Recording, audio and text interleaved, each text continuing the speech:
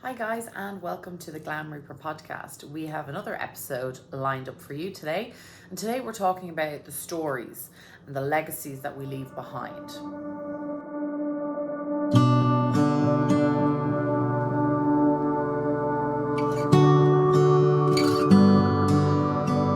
So tell me, okay, first of all, how you know Mallory was the brought us together. Mm. Tell me how you know her. Tell me what you do. Tell me a bit about you, and Yeah, I'll tell you all the things. So Mallory and I actually just got All the connected about a month ago, probably. She just reached out over email. Nice. So she runs a company, obviously dealing with lots of people, maybe towards the end of their life, or families that are dealing with funerals and that side of things. No Story Lost, which is a company that I run, deals with capturing people's stories. And oftentimes that means we're chatting with older people who are maybe starting to think about reflecting on life and, looking back, looking forward to the next few years. So that's how we got connected with Mallory.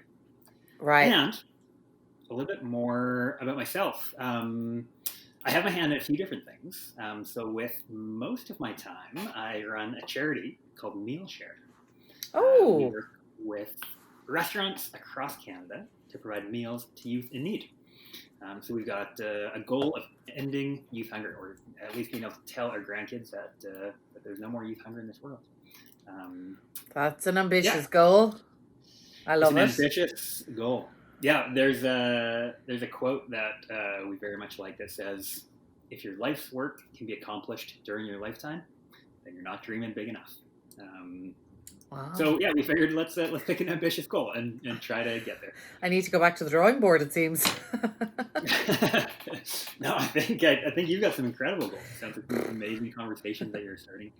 Anyway, so that's what I do with a lot of my time. And then another thing I do with a bunch of my time is run No Story Lost. So we are a company that helps families capture their loved ones' amazing stories and keep them around forever. Wow. All right. So lots to dig into on that. What's the format? Mm-hmm. Books, DVDs, USBs, whatnot. Yeah, records, CDs. What we work in, our format is our end product is a book. It's a beautiful coffee table book that families get with photos. It's written nicely, it flows nicely, but it's also in the storyteller's words. And so to get to that beautiful coffee table book, we do interviews. So not unlike us chatting today, we hop on a phone call and get to hear all the great stories from one of our storytellers. They'll tell us about their childhood. They'll tell us about their formative years, great stories like their first kiss or their first crush, their favorite pet as a child, their favorite gift they ever got. They'll tell us about school, the time they pulled a prank on the teacher, whatever it is. They'll tell us about university and falling in love, maybe breaking up. They'll tell us about their wedding and kids and their careers. And then we get to ask some fun questions about looking back on life and what kind of advice they'd like to give to the next generation and what kind of legacy they'd like to live and all those sorts of things. So those interviews, we take those and transcribe them, edit them, rewrite them so they flow nicely, and then they make their way into that beautiful book I mentioned earlier. Right. So the person is living. That's right. Yeah, okay. So like we could do one here. This could be us doing one here. Right. So the person is living. Interview for your book. Yeah, you know what else we've always said. Another. Anybody that follows me on social media will know there will be a book and # Jen's life. It's bananas. The things that happen to me, the things that it's just bonkers. But anyway. I like it. Yeah, you'll have to. For sure. Don't know if there's a coffee table big enough to hold. But yeah. We do also have an option for people who have passed away. So we'll occasionally get emails from families that say, my grandpa passed away or my dad passed away this year. We'd love to capture some of his stories. So occasionally they'll come to us and say, maybe they did some recording themselves or sat down with them some Thanksgiving dinner and just wrote down some notes. So they can send those to us. We can do sort of the same process through that. And in cases where they might not have those resources, they might not have written anything down or actually sat down with the video camera or their phone to actually capture it. We can do projects where we just interview loved ones. So we might get a couple kids together and a couple grandkids to all tell their favorite stories about their grandpa or whoever it happens to be. And so, can create stories for people who aren't alive anymore. It's wonderful. It's actually quite timely for me at the moment because I'm working on one that rather than obviously because of COVID, we can't all join together for funerals and memorial services, which has made my job pretty much obsolete for the moment. But what's wonderful is how creatively we are coming together and okay, physically we can't be together, but virtually we can, and there are just other ways for us to show our support for families. And I'm working with a family at the moment that are actually doing a documentary and like a sort of a This Is Your Life show, the show. It's sort of an ode to this gentleman, and it will be a 60-minute documentary on his life. So much similar to what you're talking about, except not in book form. But it's incredible. It's an incredible thing, and it's funny because I gave my mum, I'm obviously Irish, and in case anybody listening hasn't heard me waffle on about Ireland enough, but I am from Ireland and I'm living here in New York, and I've always had this interest in the funeral business for as long as I can remember, and I've always been interested in sort of keeping memories. I mean, I must have boxes of memories and old letters. Actually, I was talking to a couple of friends of mine from Irish college. It's the Gaeltacht we call it in Ireland, but it's Irish college. And most people, when you come of age, sort of around the age of like 15, or like 14, 15, 16, and you go to Irish college for 3 weeks in the summer and you learn Irish. That's the reason your parents send you. You go to meet boys. Or I went to meet boys, as did most of my female friends, and we learned Cayley dancing and all these amazing Irish things. But anyway, we were going. We had we've stayed in touch. I mean, we're 20 years friends now, and there were three of us, and we got together over Zoom last weekend and a few cocktails, and we were just talking about the past and how incredible it was, and the shenanigans we got up to, and the different stories, and it was amazing. And I thought to myself, God, I wish I was recording this, because if there's anything I learn in this business that I work in, is that one person can be missing a year from now, or even a day from now, or a week from now. It's really, unfortunately, that's just life. But what we were laughing about was that I have kept all our letters, because back 20 years ago, we didn't have the we had the internet, but we didn't have it like we have it today. We didn't FaceTime, we didn't Zoom, we didn't text. I mean, I think the first mobile phone was out.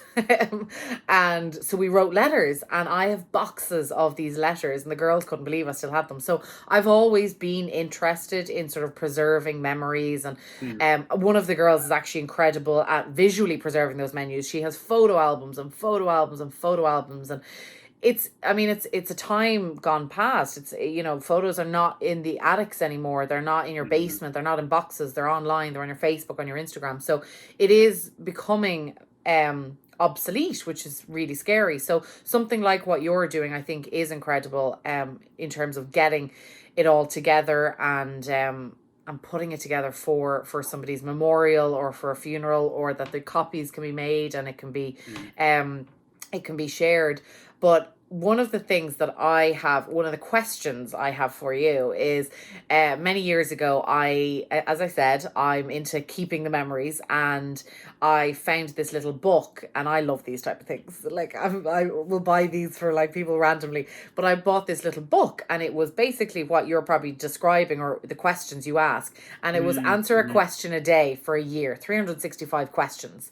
And it was to my mother, and it was little things like your first kiss, the first crush, all these things that you want to find out about, right? And I gave it to her, and I was so excited to get it back. I really was like, yes, this is going to be so cool. Yeah. And I think she filled out one page, and that was it. I was like, woman, this was like, I was so excited for it. It's still collecting dust somewhere. It's probably a door stopper at home. How do you get people talking? How do you get the stories out of them? Yeah. So I think, first of all, we've heard that stories a lot of times. I gave my parents this thing and I wanted them to do it, and it's tough. It's tough to do. And who has the time? Who has the time these days? I get it. Yeah. So really, that's almost why No Story Lost exists. That's why we created the company, because we know that there's so many stories like yours where people want to do this, they try something, maybe they wrote down some notes, or maybe they did a quick interview, but it's just tough to bring it across the finish line. So with No Story Lost, there's not as much of that kind of issues because we set up a time for it. So our team schedules a time to talk to a parent or a loved one, and then we have an hour dedicated where they're sitting down and grab a cup of tea or coffee, and we just get to ask them questions that pique their interest, and they get to talk about themselves. So most of the time, we don't find that it's a big struggle for us to get somebody to be chatting. Most of the time, they're excited about it. They know that they want to do this for their family. With that said, obviously, some people are more chatty than others, and some people aren't as chatty as others. So there's, we have a whole bunch of questions to kind of break the ice, get people going, really get in there. That's one of the things we're great at, is getting people who are maybe a little bit more reluctant to tell their story to chat in a way that they're excited about and tell their stories. Yeah, I think the physical element of sitting there and being like, okay, now we're going to talk about it. And exactly to your point is sometimes you need those questions to break the ice.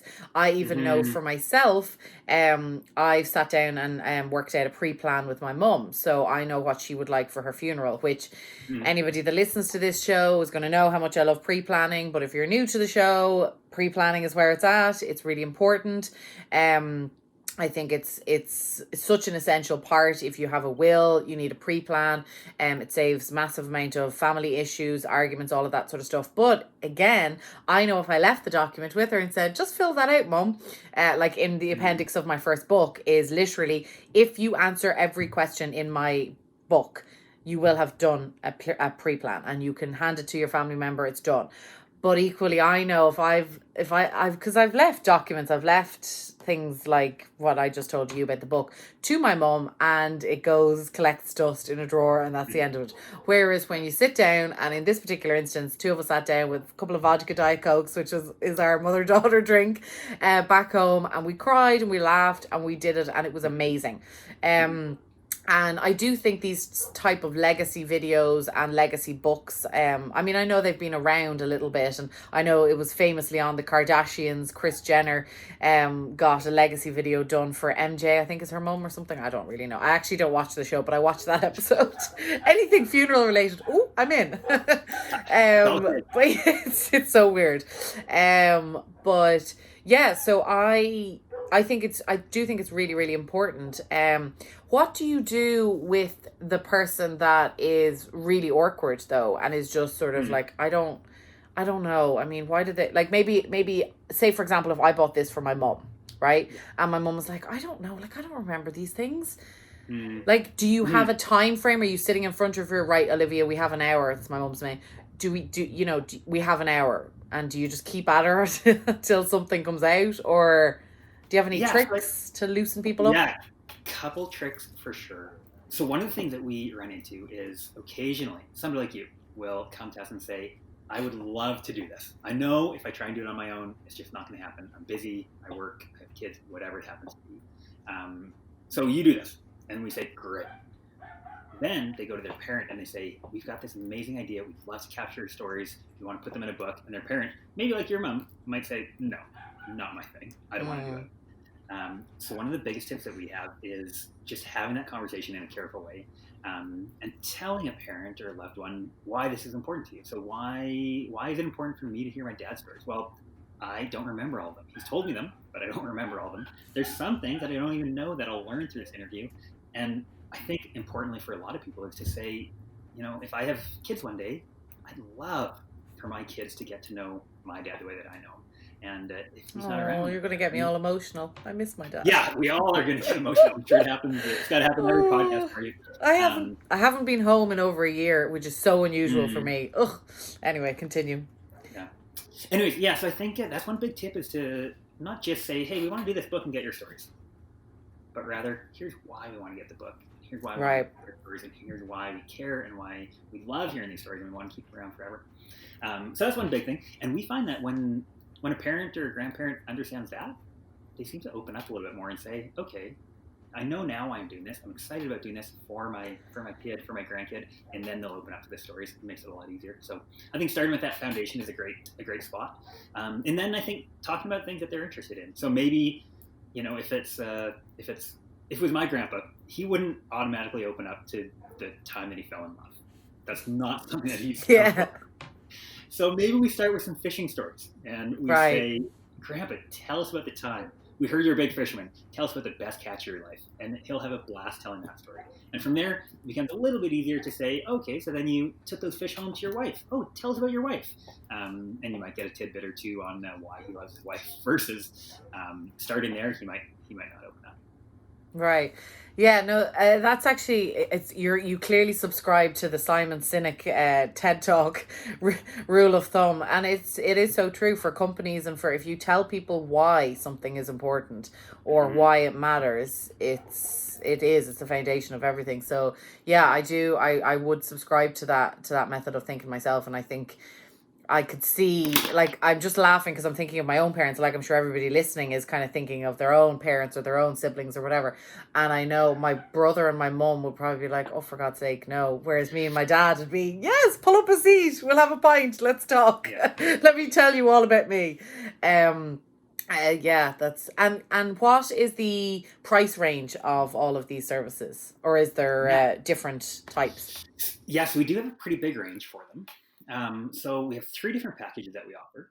We have a package with 2 interviews. So that's 2 hour-long interviews. We tend to think about that one for some of those people who might not be as excited about chatting. They might not be quite the chatty Cathy. And that starts at $800. And then we have a 4 interview package. So again, 4 hour-long interviews, which is typically about 12,000 words. And that package is $1,200. And then we have our Odyssey package, which is 6 interviews, and that would be 18,000 words roughly, kind of depending on how fast the person talks.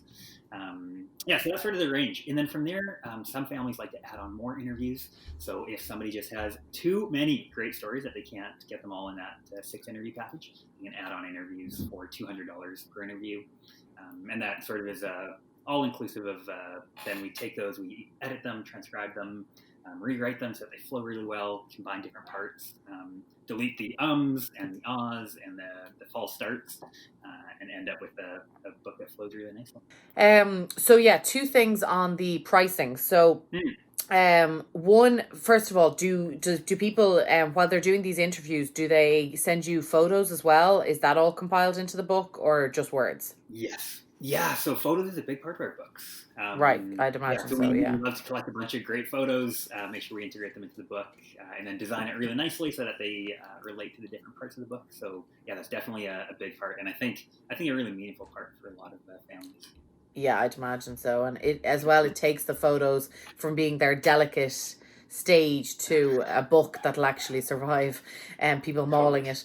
And you said that you take the words, and as part of the package, you take the words and you sort of edit and make sure it flows and everything. Do you give the final proof to the family so that they can make sure, you take out all the M's and the A's, and geez, especially doing a podcast, I know all about those. I hear myself saying and all these little things.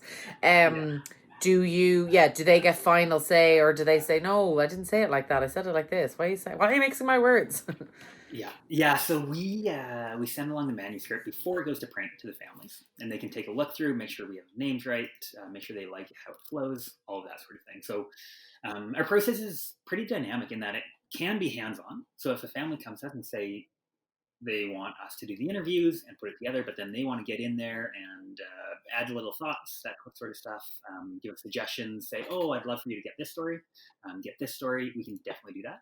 And then other times, if somebody's really busy and they just want to hand it over and have us do everything, it can be pretty hands-off. So we can send a quick final version. They can run through it, make sure it looks okay, and we send it off to them. The other thing we do is we also provide the audio transcripts to the families, which for me, that was, I guess backing up, we did one of these projects for my grandpa a couple of years ago. And then just this year he passed away. But when he did pass away, I think that was one of my favorite memories, was just getting to go back through all the transcripts that we had, interviewing him, and hear all his great stories in his own words. So now on my phone, I have probably, I don't know, 5 or 6 sound clips of his very best stories about the time he tipped over outhouses and had a slingshot battle with all the neighborhood kids. And it's in his own words. So that's another piece of the product that we give to families. That's amazing. Yeah, and it would be, I mean, I know for like the project I'm working on at the moment, I know it would be wonderful if if the person had something like that with you, because then you could take clips from it, integrate it into the final funeral or the final memorial documentary, whatever way it is. And because some people are against it, I'm not. I think if you can be present through audio or visual at your own funeral, I think it's pretty important, because that's the whole reason people are there, is for you, whether it's virtually or physically. They're there to mourn you and, you know, celebrate you. So I do think it's a sweet thing if you can have it. Now in terms of, so say for example somebody went for the 4-hour package, so that's 4 different interviews. If you've got somebody who's maybe like 8 segments of their life, do you interview those 4 people in terms of the 8 segments, or do you interview those people like say, okay, you can talk about 2 segments, you talk about 2, you talk about 2, how do you storyboard it up for yourselves, like almost like a movie? How does that work? Yeah, so it's pretty dependent on the family and kind of what they want. So we make sure we have planning and make sure that if we are doing a story where the person has passed away and it's just members of their family or their friends, we make sure we cover all the different aspects of the family that might want. Occasionally, that's just talking to a handful of people and saying, tell us your favorite stories. So we find that that's pretty common. Instead of saying, okay, we're going to start the day they're born and have somebody cover that to their first 10th birthday, and then have somebody cover from their 10th birthday to their 20th and 20th to the 30th. We find it's more common for people to just say, let's get family together and tell our 5 favorite stories of Dad. And that might be the time he took me out for ice cream. That might be a story that he told me about his grandpa. So those ones we find are a little bit more kind of flow together a little bit more, I guess, piece by piece, instead of sort of chronologically. Yeah. Very cool. All right. Well, it sounds like it's an amazing thing. It sounds like an amazing present for somebody for even their 21st, for their 30th, for 40th, 50th, 60th, 70th, like any iconic birthday or retirement. It definitely sounds like something that would be a really nice gift for somebody.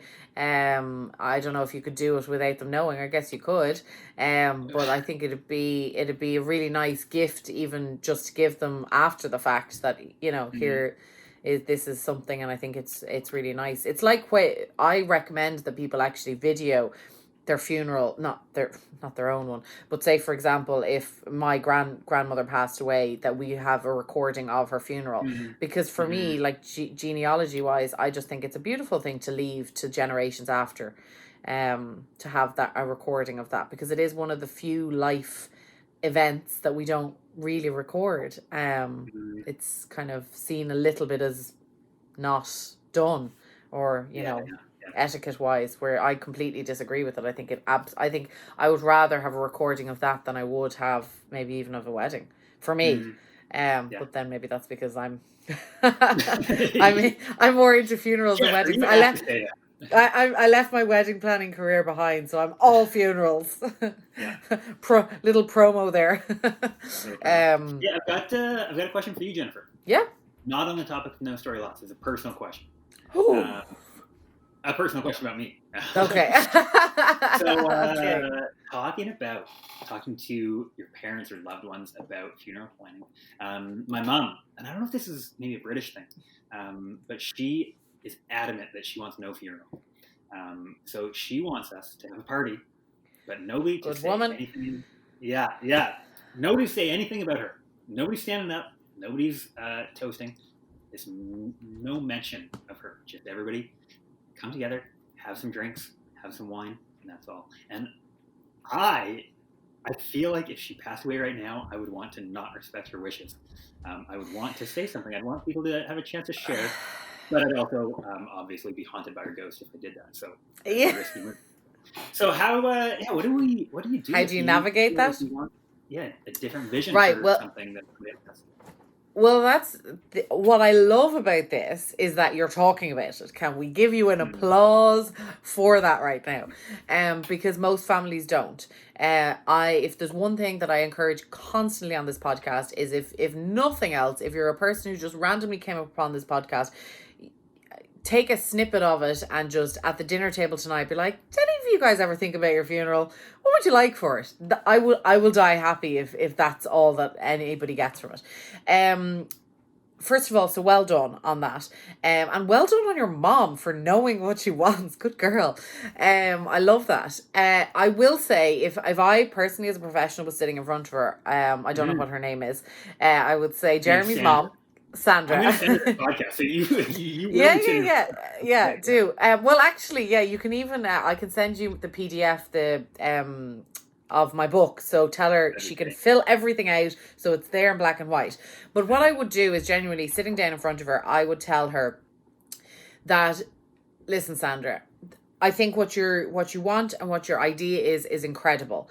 But by asking people to not mention you at all and not talk about you at all, I would be saying to her, you're going to create this tension that you probably don't want. Like, it's not your forethought. It's not what you would necessarily want. Because if you're saying you don't want anybody to mention you, literally everybody's going to be standing there with their drink going, don't say the words. It's like when you go, on a diet and you give up chocolate, all you want is chocolate. When you give up drink, all you want is drink. So I would say to her that naturally that's not physically going to happen. That's going to be very hard on her friends and family. So if she wants to do that, then do you know what? She could even make it even more fun. And if somebody mentions Sandra, the name Sandra, they put $1 in it or whatever in a jar. So there's always some kind of a fun way to represent and celebrate somebody's wishes, I think. However, I would say I'd say she's probably just very similar to what my dad wants. And I mean, as having a daughter who's a funeral and a memorial planner, my dad he won't sit down and do a pre-plan with me, but he's made it very clear what he wants. And if it's legally possible, he said, throw him in the back of his pickup truck and drive him home and bury him in the backyard. I'm like, Dad, that's not legal. Like, you can't just bury you in the backyard. I'll be arrested for, murder, depending on what way you die. So, but his essence is the same. So that's where you've kind of got to, if somebody is so specific, you've kind of got to scratch the surface a little bit. So I know what Dad wants. He doesn't want a casket. He doesn't want a coffin. He doesn't want any bells and whistles. He wants as basic as it is. I've told him he's getting cremated or the next ecologically friendly version of it. Because he won't be getting embalmed. I'm obviously a professional, so I'm able to have more conversation with him. So I've told him what he is and he isn't getting, or like we've talked about the options, and I know he doesn't want any of that. And essentially what he wants is me to go down, my family, to whoever he's left behind, to go down to our local pub and buy everybody a round of drinks, and for us to just have a drink and tell stories, and maybe bring you guys along to record those stories, because I'd say they'd be fascinating. But to have those conversations, and for it not to be now I've only got a Perrier, but not to be a sort of let's all talk about Jerry Muldowney. He would hate that. He'd hate any pomp and circumstance. So I have a feeling that's probably what your mum actually wants. But again, I don't know her. So maybe scratch the surface a little bit more and you'll probably get what she actually is meaning, or get her to fill out my pre-plan and you'll get exactly what she wants. But yeah, I do understand look, there's two schools of thought on it as well in the funeral industry itself, where people say a funeral is for the living and some people say a funeral is for the dead. I personally believe it's for both. I have my funeral planned pretty much to a T. Be kind of weird if I didn't, considering what I do. And will I know if my family do or don't do it? I don't know. I've never gotten visited by the afterlife, so I don't know if I'll be watching over them going, them feckers. Why didn't they serve this cocktail? That was the one I wanted. Shake harder. I don't know if that can happen. I don't know if it does and they do it wrong, I will be haunting their asses for sure. So I don't think anybody will be crossing me. But so in that essence, is it for the dead? No, because I'll be gone and I won't know. But it's for me while I'm living, because it's given me peace of mind to know that I'll be celebrated wholly, completely holistically, like all versions of me as me, because I decided it. Like one of the most important things, and I've said this story so many times, when I sat down with my mum to do the pre-plan, was that she hates that I bring the story up, was that she wants Rod Stewart's Maggie May played at her funeral. And I was like, what? Why? Like, your name's not even Maggie, you crazy. I just did not get this. And it really highlighted there and then, I would have planned her funeral from my point of view. I would have planned it from her daughter's point of view. She has a son, like my brother, she's now a granny, she's a wife, she's a daughter herself, she's a grandaunt, she's a best friend, she's a cousin, she's a million, she's the lady that goes to the doctors, she's the lady that, goes to the grocers across the road. She's a million different people and a million different versions. Every one of us live in somebody else's brain in a totally different version that we don't even know. And that's what I find so fascinating. And yet when it comes to funerals, we have these cookie cutter, let's just do it the way we always used to do it ways. And so to me, it's about celebrating you. So that's why I think it's for the dead while they're living. But also it's for the living. So I know, for example, that when it comes to my mum's funeral, and I hope it doesn't come any day soon, that we will celebrate her, that her best friends will be like, yes, tune. Oh my God, this was Olivia. I love this song. And I'll be like, don't get it, but sure. Like, happy to, I'll know that I did it her way. And really that's what it's about. So Sandra is absolutely, she's nailed it. And I'll haunt you if you don't do it the way she wants. We'll have a conversation, narrow it down, see what we're getting at. Yes. Just find out exactly what she means, because if, as I said, it could be that she doesn't want her name mentioned, and if that's the case, maybe there's a way to make it a fun element. Right. Even though I'm sure it'll be a very sad time, because just call her Bandra and we'll all talk about her. There you go. Yeah. Just come up with a code name. What is it? Kamala Harris's code name. What is it? Pioneer or Phoenix or something in the White House. The way they all have. Oh, right, yeah. I'm just saying that because obviously the inauguration just happened, but you could give your mum a code name. Right. Way around it. I like it. Good thinking. Yeah. That's my takeaway from that. I'll take the conversation now. That's why I'm the creative director in funeral homes. Come up with crazy ideas. But no, Jeremy, listen, thank you so much for joining me today. That was really good.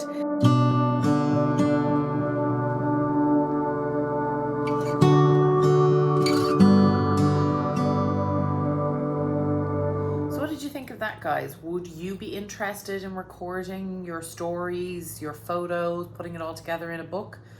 Definitely an interesting topic and an interesting idea.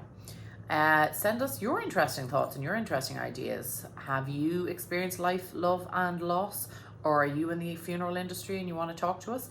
Get in touch. Glam Reaper Podcast at gmail.com.